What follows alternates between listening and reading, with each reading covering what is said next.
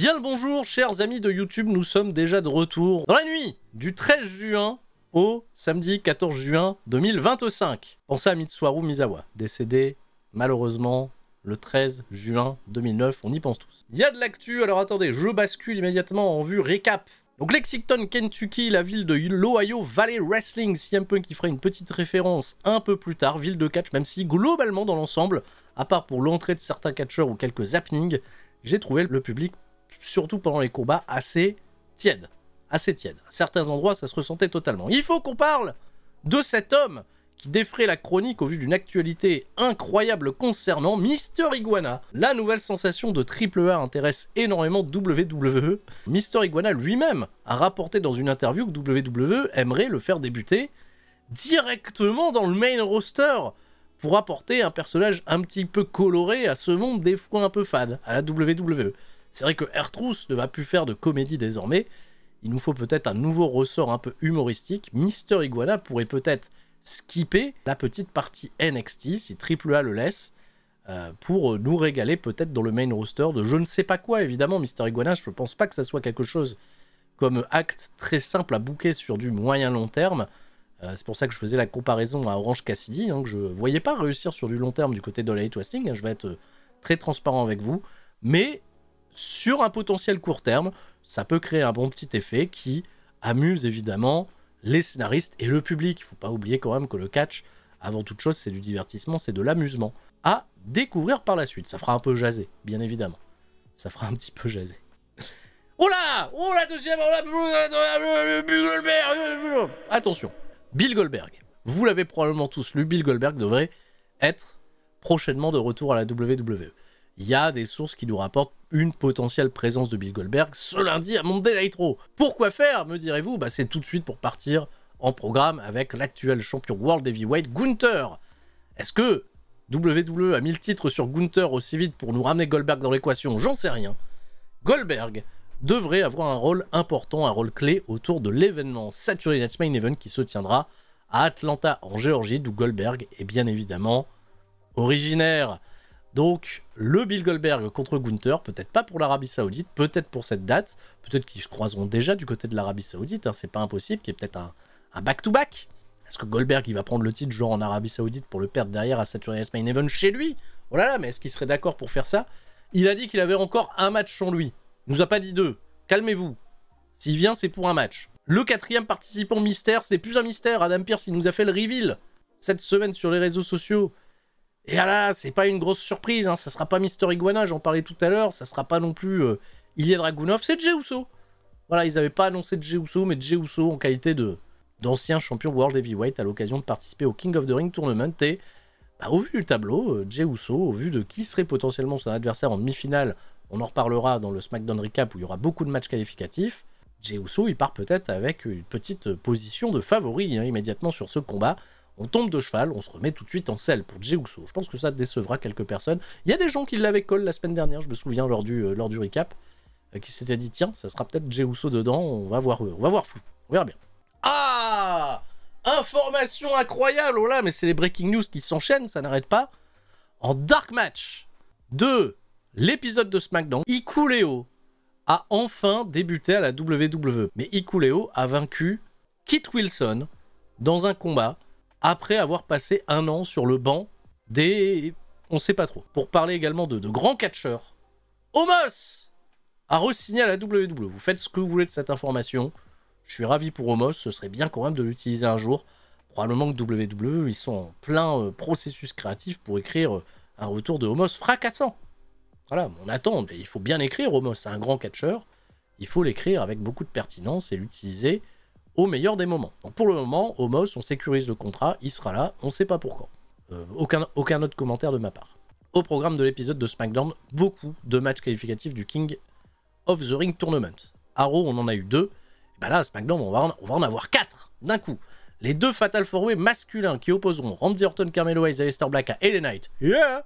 Et ce soir, dans le main event, Damian Priest, Cody Rhodes, Andrade et Nakamura Shinsuke. Côté féminin, Piper Niven, Jade Cargill, Nia Jax et Michin ouvriront pour les dames. Et plus tard, Chelsea Green, Charlotte Flair, Alexa Bliss et Candice LeRae. Bien. Jacob Fatu sera également présent et viendra s'adresser à la foule de Lexington suite à son attaque sur Solo Sikoa. Ça y est, le programme débute.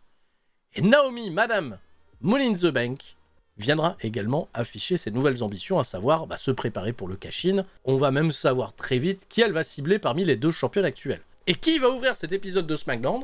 Eh ben c'est encore lui, c'est encore John Cena qui vient nous gâcher ses dates.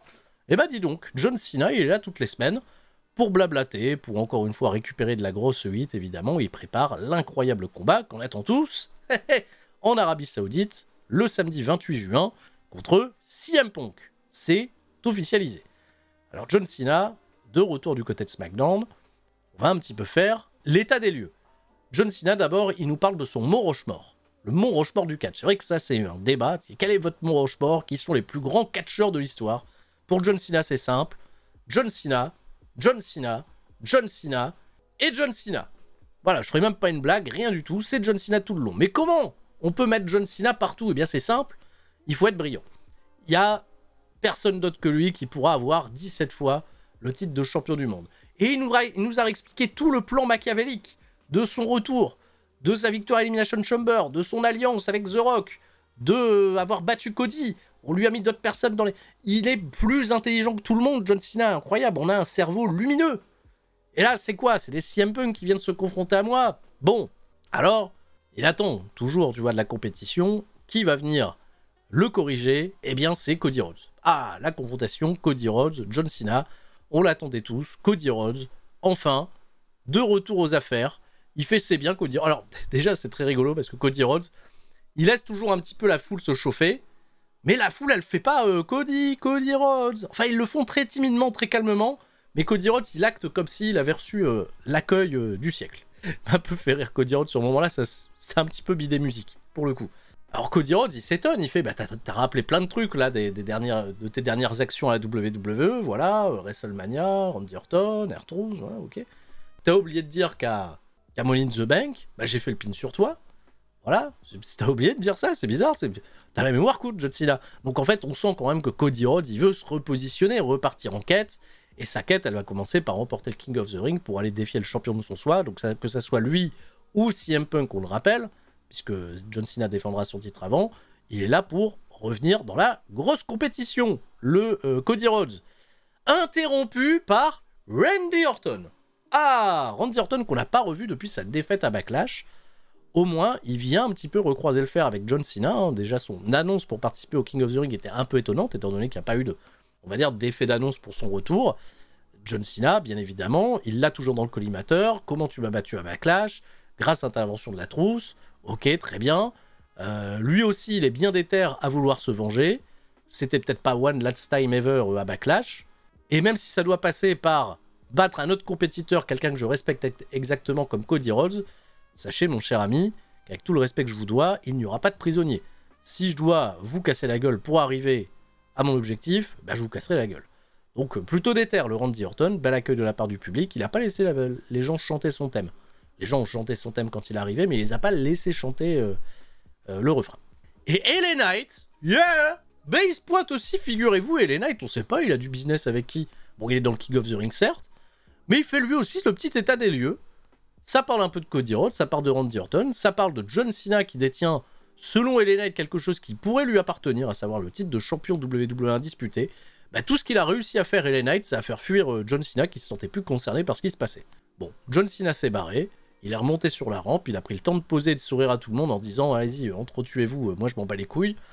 Et il s'est fait attaquer par la trousse. Eh oui, Ron Killings. Ça y est, l'attaque qu'on n'a pas eue lundi à Monday Night Raw, ça m'avait surpris. Et on l'a gardé pour SmackDown, étant donné que Ron Killings, John Cena sont potentiellement plus rattachés à SmackDown qu'à Monday Night Raw. Ron Killings attaque John Cena, belle réaction de la part du public, belle réaction également de la part de l'équipe de sécurité qui est venue empêcher Ron Killings de faire plus de mal que ça au champion. Petit fil rouge, on aura plus d'informations plus tard. John Cena, au retour de publicité, s'embrouille avec Nick Aldis. Il a retourné sa casquette, il était très rigolo dans l'acting, John Cena.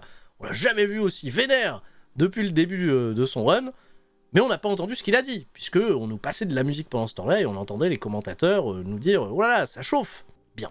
Et en fait, on a profité qu'on avait LA Knight et Randy Orton sur le ring pour accueillir les 2 autres participants au Fatal 4-Way qui va ouvrir le show du soir. Fatal 4-Way qui oppose Randy Orton et LA Knight, je l'ai dit, Carmelo Hayes, qui arrive au ring pas accompagné du Miz. Le Miz va être absent quelques semaines à la WWE étant donné qu'il fait les tournages de American Gladiators.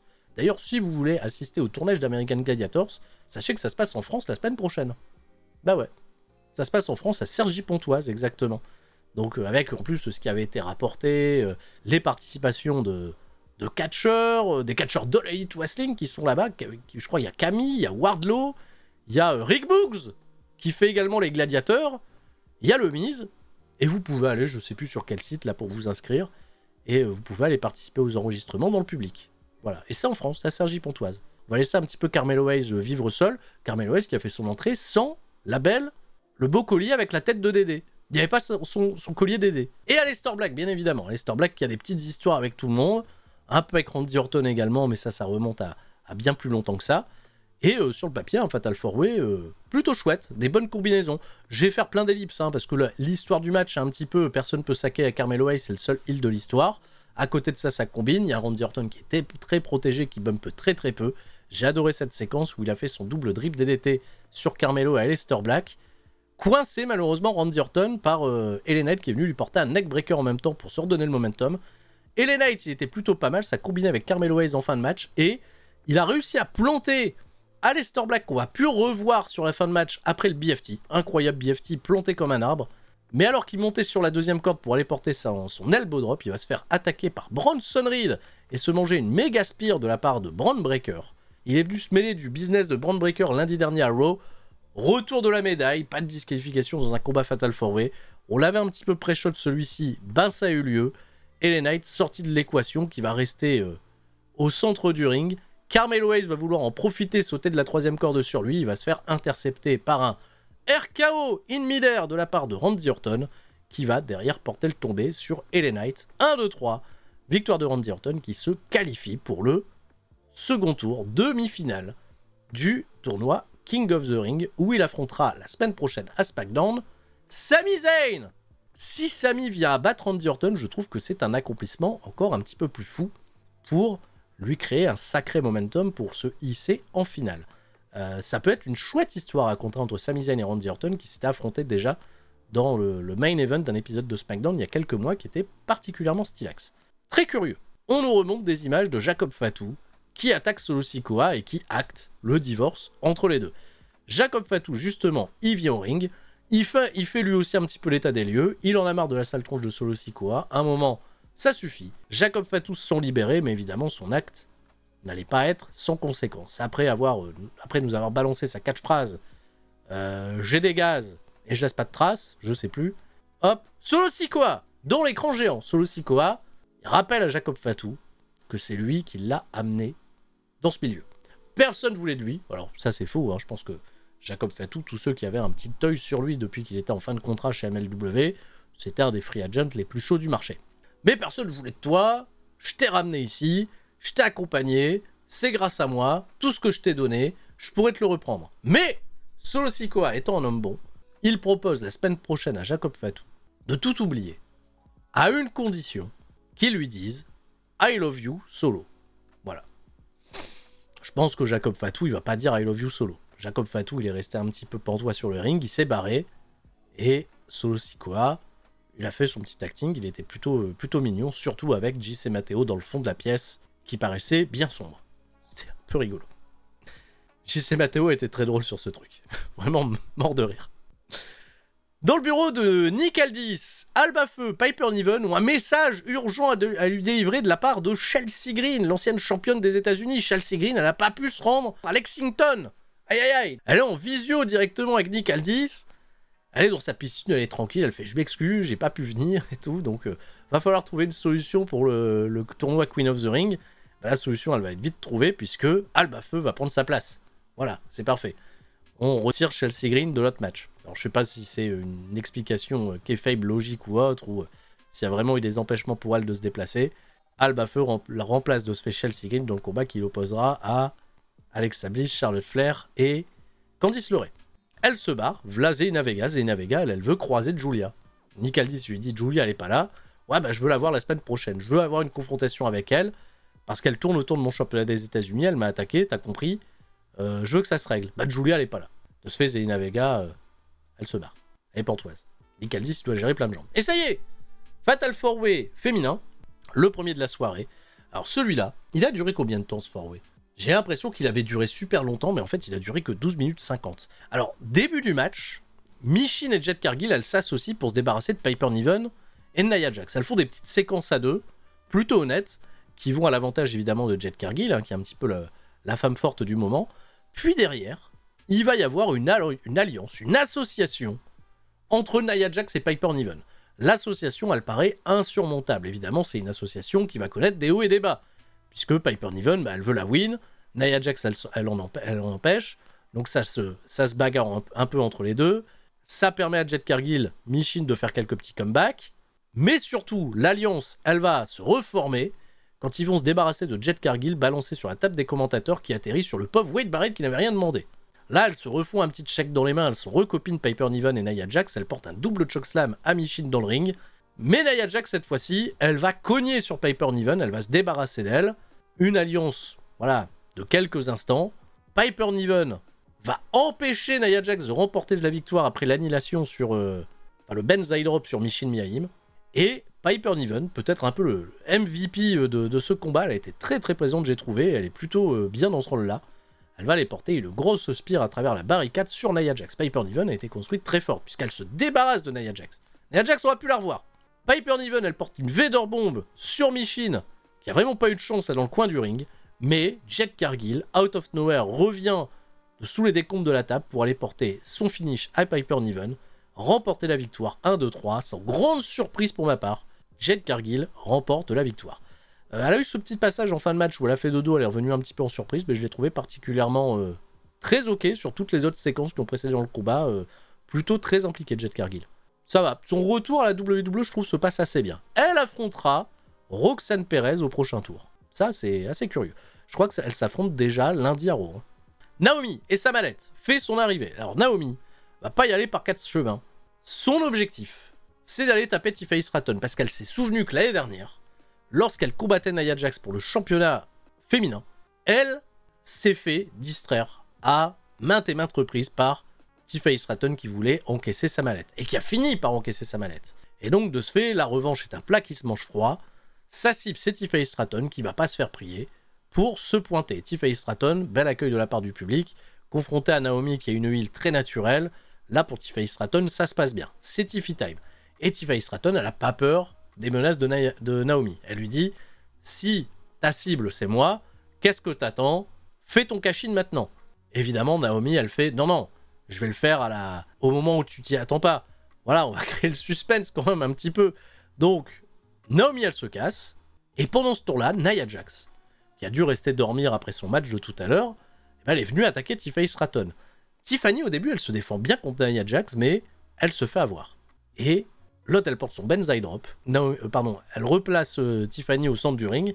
On s'est dit, c'est peut-être l'opportunité pour Naomi, mais comme Nia, elle est restée dans les parages, Nia, elle a fait, crois pas que je suis en train de te la donner sur un plateau d'argent. Je veux la briguer juste avant. Je veux le titre avant toi. Elle a déjà perdu une opportunité à Nia Jax. Je trouvais que c'était une utilisation un peu étonnante de Nia Jax, peut-être pour créer un petit suspense, peut-être pour refaire démarrer un petit peu la consistance de Nia Jax après sa défaite dans le 4-Way tout à l'heure, où elle n'est pas impliquée du tout dans le finish. Elle se fait sauvagement éliminer par Piper Niven. Plus tôt dans la journée, réunion de crise dans le vestiaire de Nick Aldis avec toute la division par équipe. Il nous faut des volontaires pour aller affronter les Wyatt Six. Axiom et Nathan Fraser, ils étaient chauds, mais finalement, Nick Aldis, il choisit les Motor City Machine Guns. Oh, merde, ils vont vraiment être jetés en pâture aux Wyatt Six. Alors là, je me suis dit, s'ils envoient les Motor City Machine Guns qui sont quand même dans l'échiquier de WWE, je pense un peu considérés, c'est pas pour les envoyer perdre contre les Wyatt Six, ou alors il va y avoir une intervention, quelque chose. Et bien, retour de publicité, les Motor City Machine Guns ont fait leur entrée, et voici la Wyatt Six. Bam, musique, etc., tout est chouette. Que se passe-t-il? L'équipe qui va aller les affronter, c'est la composition de Dexter Lumis et de Joe Gacy. Pas étonnant. Dès que la cloche sonne, l'ambiance disparaît. Vraiment, j'ai ressenti un espèce de vide stratosphérique. C'est très osef de la part du public. Les Motor City Machine Guns, personne ne se met vraiment derrière eux. Les gens savent pas comment agir parce que Gacy et Dexter Lumis, même s'ils sont pas clairement heal dans le programme, ils se comportent pas non plus, tu vois, comme des gros babyface non plus. Donc c'est très très bizarre comme ambiance. Malgré les petits comebacks de la part des Motor City Machine Guns, les Wyattics étaient surtout là en démonstration. Gros finish façon Eliminator, John Cronus, Perry Saturn pour les puristes de la ECW à l'époque. Et Dexter Lumis, il fait une connerie, il veut tenter le tomber derrière. Et là, il arrête son tombé, il dit « Ah shit !» Parce qu'en fait, il est censé aller faire une leg drop de la 3ème corde. J'ai fait quoi? Donc il a une manière un peu bizarre, il a merdé sur son truc, j'en sais rien, il devait pas faire le tomber, il devait faire sa leg drop. Il fait sa leg drop, il fait une belle leg drop de la 3ème corde. Il fait le tomber 1-2-3, il gagne le match. De ce fait, il n'y a pas d'intervention extérieure, personne n'a tenté de se venger. Les Motor City Machine Guns, ils ont jobé clean de chez clean. Et on est reparti célébrer avec les Wyatt qui attendaient un petit peu plus loin. Eric Rowan avec Samas, Nikki Cross et Bo Dallas qui était très content de ce qu'il a vu. Avec un Dexter Lumis qui m'a beaucoup fait rire parce que quand il arrive près de Bo Dallas, il dit « Je m'excuse, je devais peut-être pas win comme ça, je sais plus, j'ai merdé. » Bref. C'est vrai que pour les Motor City Machine Guns, c'est une défaite qui fait un peu mal. Je m'attendais vraiment à ce qu'on les envoie pour qu'il y ait des interventions, pour que DIY tente d'intervenir. Tu sais, qu'il y ait une espèce de vengeance sur les Wyattics. Ils l'ont pas fait. John Cena n'est pas content suite à ce qui lui est arrivé tout à l'heure avec Ron Killings. De ce fait, il intercepte Jimmy Uso qui était sur son téléphone, il dit « Où est R-Truth ?» Jimmy Uso, il fait « Je sais pas où est R-Truth ?» John Cena, il lui dit « Où est Ron Killings alors ?» Ah, tu commences à nous casser les couilles, John Cena. Bon, alors John Cena, il dit à Jimmy « Peu importe, dis à Ron Killings de me retrouver sur le ring maintenant. » Quoi? Ben voilà John Cena. John Cena, il fait une 2e arrivée au ring, beaucoup plus rapide que la première. Il en a marre. Les actes de la trousse vont pas rester sans conséquence. Viens-y un peu par ici. Il fait quelques pas en arrière en pensant que la trousse va arriver. Et là... Look at my eyes. What do you see? C'est l'heure de l'harmonie. Hop, voici CM Punk. Ah bah on l'attendait pas, belle surprise. Franchement, l'effet, les gens sont hyper surpris. Moi-même, je m'attendais pas à voir CM Punk débarquer du côté de SmackDown pour continuer de faire vivre le programme. Ok, allons-y. Que va-t-il nous dire? Il nous dit, Monsieur Monrochemort, bon déjà tu nous les brises avec ton Monrochemort, là on aurait pu mettre bien avant toi des Eddie Guerrero, des Bret Hart, des Terry Funk, des Harley Race. Voilà. Donc on va un petit peu se calmer, mais cependant John Cena, moi la ville de Lexington qui est une grande ville de catch au VW, tout ça, ici on aime le catch, on aime donner des secondes chances. Et je pense, John Cena, que le John Cena que tu incarnes actuellement, c'est pas le John Cena que tu devrais offrir pour ta dernière année avant de prendre ta retraite. On aimerait, tous ici, revoir le grand John Cena. Donc il essaye un petit peu de se dire, John Cena, est-ce que tu veux pas redevenir gentil? Est-ce que je dois pas aller creuser en toi pour retrouver ce gentil garçon qui sommeille quelque part? Il fait un gros clin d'œil d'ailleurs à John Cena. C'était un petit peu rigolo la manière dont il a amené ça. John Cena, il en a rien à foutre. Aucun effort. Tout ce qui compte pour moi, c'est mon championnat. C'est pas le moment de redevenir gentil. Alors, CM Punk, il a dit, ok, au moins, on a essayé. Maintenant, on a tenté la partie respectueuse. Basculons dans l'irrespect. Rappel encore une fois CV. Hein. Alors là, CM Punk, il fait état un petit peu de tous les précédents affrontements avec John Cena. Il l'a régulièrement battu. Il a un petit peu omis les défaites qu'il a eues contre John Cena. Mais il a eu quand même à l'époque beaucoup de victoires sur John Cena, à tel point que CM Punk était en quelque sorte devenu la bête noire de John Cena. Sur la période, dès la fin des années 2000, début 2010, évidemment on va se souvenir de Money in the Bank 2011, on aurait préféré d'ailleurs faire la revanche au Money in the Bank, ça aurait pu être chouette. Il va vanner John Cena, il le prend pas au sérieux parce que il fait un petit peu l'adulte raisonnable, mais toujours habillé comme un gamin de 14 ans. Tu vois ce que je viens de faire, mon cher John? C'est une vanne que PG John Cena, il aurait fait. Mais c'est bizarre, le John Cena actuel, j'ai plus l'impression avec ses discours de « je veux prendre le titre et rentrer chez moi avec », ben il me rappelle plus le CM Punk d'antan en fait. Qu'est-ce qui se passe? Je veux voler ma personnalité également, ça c'était un point, fatalement, s'il l'avait pas amené dans la promo, j'aurais pas compris. Donc plutôt pas mal. Et CM Punk va conclure en disant qu'il arrive toujours à voir à travers de John Cena. Il voit la vérité en lui, la vérité fait mal. Il se barre, il fait un petit peu un mic drop sur ce truc-là, il se casse. Laissant John Cena, il a marqué son point. John Cena, il n'a pas véritablement répondu à tout ce qu'a dit CM Punk. Mais ça laisse encore une fois un champ libre pour que la trousse vienne attaquer à nouveau Cena. Et justement, la vérité fait mal. Désolé John Cena. Encore une fois, la sécurité qui vient séparer la trousse de John Cena. Il y a des trucs pertinents, attention. Mais j'aime bien quand les deux acteurs se répondent. John Cena, il a juste répondu non à la fameuse phrase de « Est-ce que tu veux redevenir gentil ?» John Cena a dit « Pas intéressé ». Et c'est CM Punk derrière qui a fait une déballe pour essayer un petit peu de faire valoir ses arguments à lui, sans que John Cena réponde. D'ailleurs, quand on va repartir backstage, on va retrouver R-Truth dans un instant, mais pas tout de suite. D'abord, on a un combat Fatal 4-Way, le deuxième combat Fatal 4-Way féminin. Alexa Bliss s'est interrogée sur ses potentielles chances de victoire. Alexa Bliss se voit déjà au haut de l'affiche, bien évidemment, mais Charlotte Flair, elle fait « Non, non, comment ça? La reine du ring, c'est moi. Qu'est-ce qu'elle veut encore, celle-ci, tout ça ?» La reine fait son entrée. La reine fait son entrée, mais elle est interrompue par la musique d'Alexa Bliss qui passe devant elle pour la chauffer. Bon, là, on se dit vraiment que Candice LeRae et Alba Feu, elles vont vraiment passer au second plan. Hein. Le match va vraiment tourner entre Alexa Bliss et Charlotte Flair. C'est ce qui va se passer. Retour de publicité, parce que vous vous en doutez, Candice LeRae et Alba Feu, elles vont pas avoir des entrées télévisées. La trousse se fait engueuler par Nick Aldis. Bon, tu veux quoi, la trousse à la fin? Évidemment, la trousse, il veut un match contre John Cena. Eh ben, il aura son match contre John Cena. Nick Aldis, il a fait la semaine prochaine. T'affrontes John Cena. Quoi? John Cena, il va catcher en weekly. Vraiment? Bon. Le match de catch, Fatal 4-Way. Je vous l'ai dit, c'est Alexa Bliss contre Charlotte Flair avec deux personnes autour qui tentent des choses. Alors, match décent, ça va. Ça a duré 11 minutes. Il y a quand même une idée derrière, un peu étonnante autour de Charlotte Flair qui tente à plusieurs reprises sa figurette leg lock. Quand t'es dans un Fatal 4-Way, je trouve que c'est toujours un peu délicat quand ta prise de finition, ton move finish, c'est une prise de soumission. Parce que fatalement, sur un compte de 3, c'est 3 secondes, tu vois, pour que quelqu'un vienne casser le tourbé. Sur une prise de soumission, ça peut durer plus longtemps. Et Charlotte Flair, elle amène la figure 4, elle porte la figure 4, elle la transforme en figure 8, et c'est seulement quand elle commence à ponter de plus en plus que la pression, elle se fait ressortir et que la nana va abandonner. C'est une prise de soumission longue. Stratégiquement, c'est pourri pour Charlotte Flair pour gagner le match rapidement, en espérant que personne vienne couper la prise. Donc qu'est-ce qui se passe? Candice LeRae, elle fait un Lionsault pour couper la prise une première fois. Je me dis, Charlotte Flair, elle l'a fait une fois, ça n'a pas marché, elle va pas le recommencer. Figure-toi qu'elle va le recommencer. La fin de match, elle se fait avoir par le même piège. Elle réussit à la porter à Alba Feu, elle met de la pression, Alba Feu, elle résiste de ouf, et pendant ce temps-là, Alexa Bliss, elle vient porter son twist DDT là, à Candice LeRae, et elle remporte la victoire. Voilà, Sister Abigail DDT, 1, 2, 3. Alba Feu, je crois, elle tape sur la jambe après le compte de 3, donc de ce fait, ça passe pas. Et Charlotte Flair, dans la position où elle peut pas le voir. Nul, Charlotte Flair, nul. Change de finish. Tu t'es fait avoir. Tu t'es fait eu. Charlotte Flair s'est fait baiser. La Queen ne sera pas Queen of the Ring. Je suis un peu déçu. Moi, je m'attendais vraiment à une finale Jet Cargill contre Charlotte Flair. Et ben, pas de Charlotte Flair dans le programme. C'est Alexa Bliss qui passe au prochain tour. Pour affronter celle qui gagnera le combat entre Asuka, Stephanie Vaquer, Raquel Rodriguez et Ivy Nile. Il n'y a pas véritablement de match qui m'inspire particulièrement. Avec Vaquer, ça peut être bien parce que Bliss, elle est bonne technicienne. Donc Vaquer Bliss, why not? Asuka Bliss, elles se connaissent très bien, elles ont une bonne chimie.